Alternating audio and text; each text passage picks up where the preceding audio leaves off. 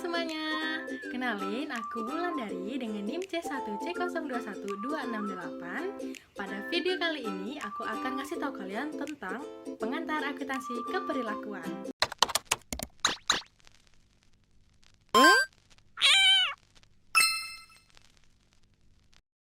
Nah teman-teman, kita harus tahu dulu nih latar belakang kita, kenapa sih kita harus membahas tentang akuntansi keperilakuan ini.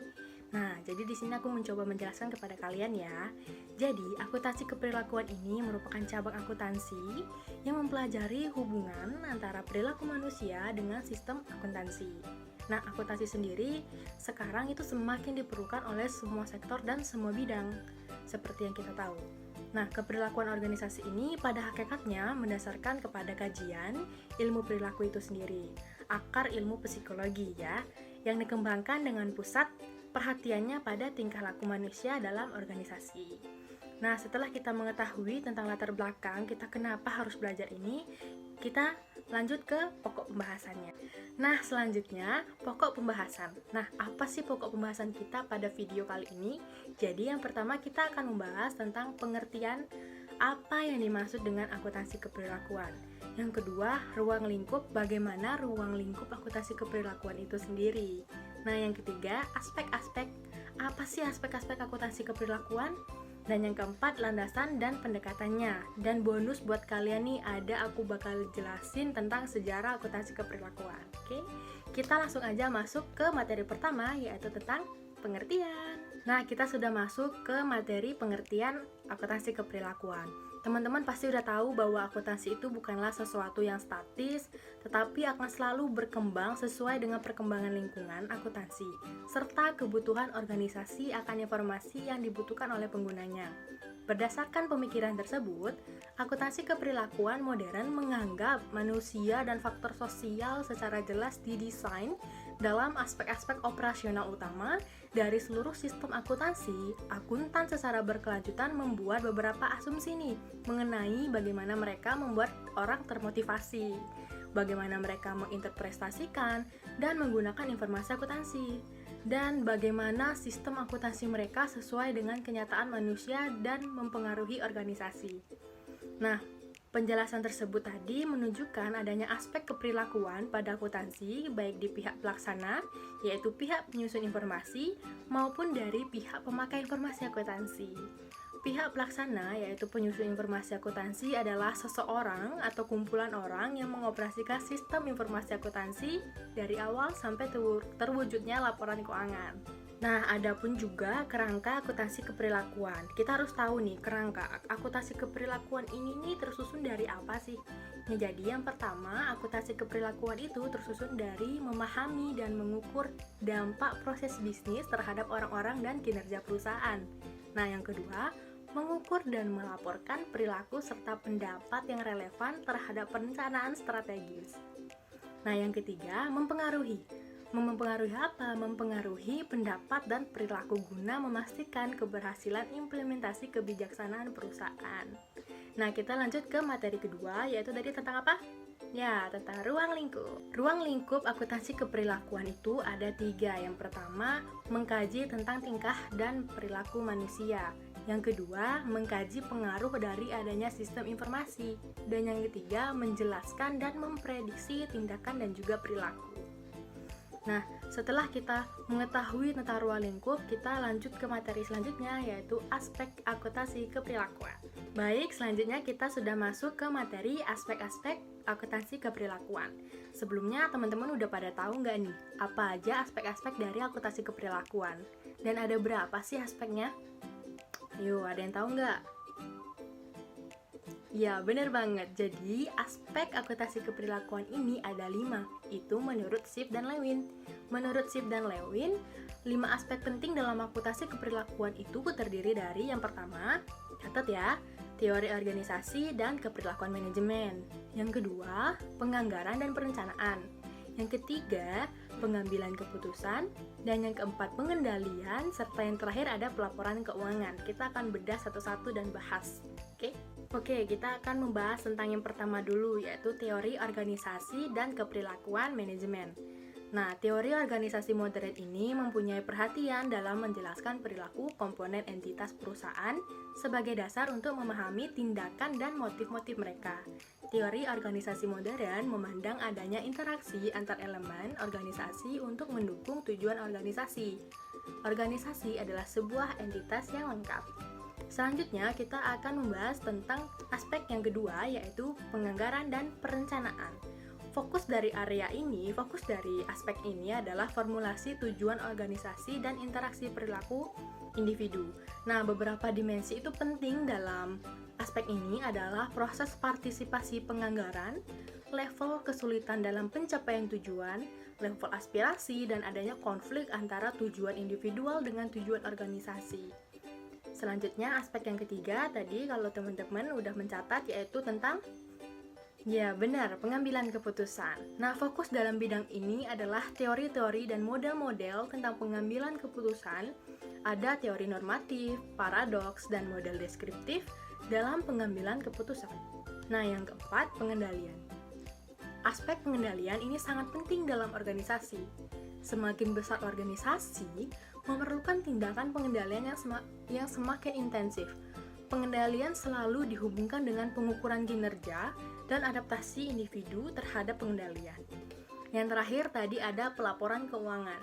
Aspek perilaku dalam bidang akuntansi ini juga meliputi bagaimana pelaporan keuangan yang mencakup perataan laba, keandalan informasi akuntansi, hingga kaitannya informasi akuntansi kepada investor.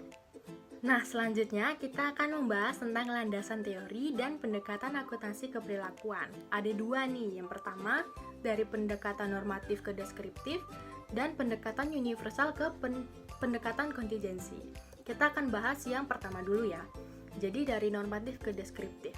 Seiring dengan perkembangan teknologi produksi, permasalahan riset itu diperluas dengan diangkatnya topik mengenai penyusunan anggaran, akuntansi pertanggungjawaban atau responsibility accounting, dan masalah harga transfer atau transfer pricing.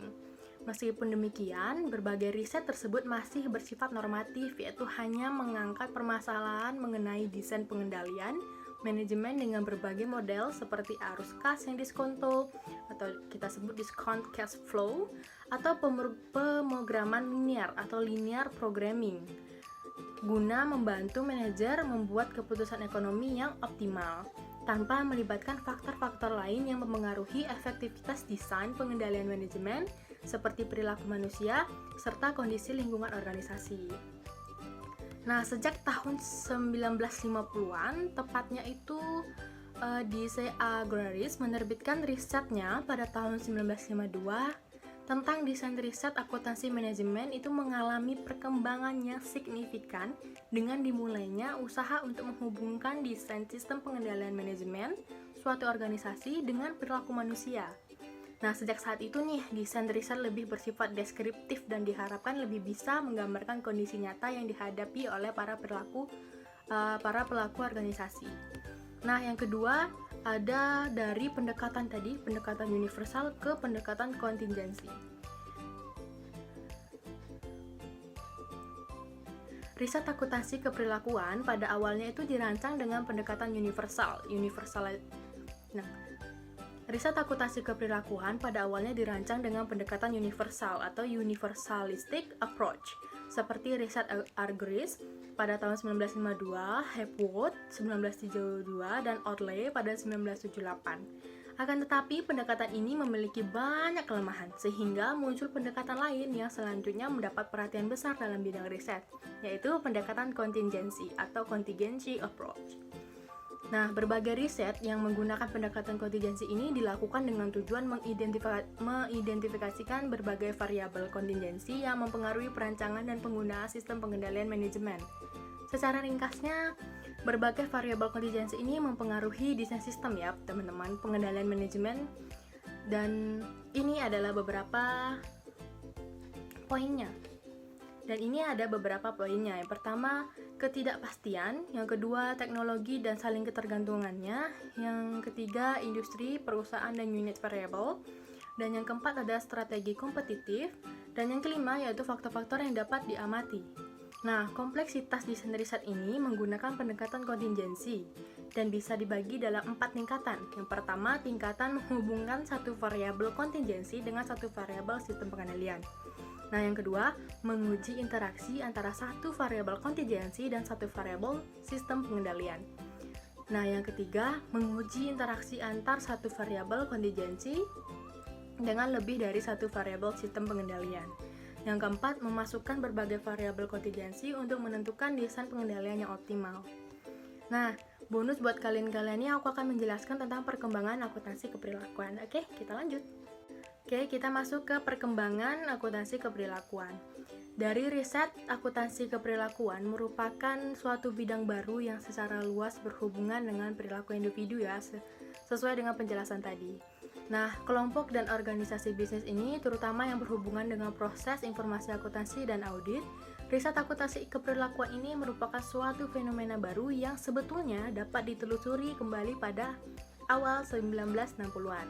Walaupun sebetulnya dalam banyak hal riset tersebut dapat dilakukan lebih awal. Sebagai contoh, sejarah akuntansi telah menunjukkan bahwa karya Luca Pacioli telah membahas tentang sistem pembukuan berpasangan atau double entry system yang ditulis pada tahun 1749. Riset akuntansi keperilakuan meliputi masalah-masalah yang berhubungan dengan yang pertama pembuatan keputusan, dan yang kedua pengaruh dari fungsi akuntansi, dan yang ketiga pengaruh hasil dari fungsi tersebut. Kesadaran dan ketertarikan terhadap profesi dan pengaruh disiplin keperilakuan mulai berkembang pada awal tahun 1950-an. Pada bulan Juni 1951 tepatnya, Controllership Foundation of America mensponsori suatu riset untuk menyelidiki dampak anggaran terhadap manusia. Riset lain yang digunakan oleh Chris Argyris lebih berfokus pada hubungan antara manusia dan anggaran yang memperkenalkan permasalahan bidang serta dimensi akuntansi keperilakuan bagi khalayak bisnis yang luas.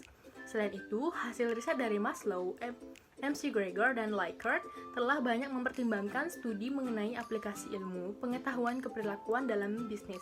Baik, selanjutnya ada riset lain mengenai akuntansi keperilakuan ini dilakukan oleh Stetry pada 1960.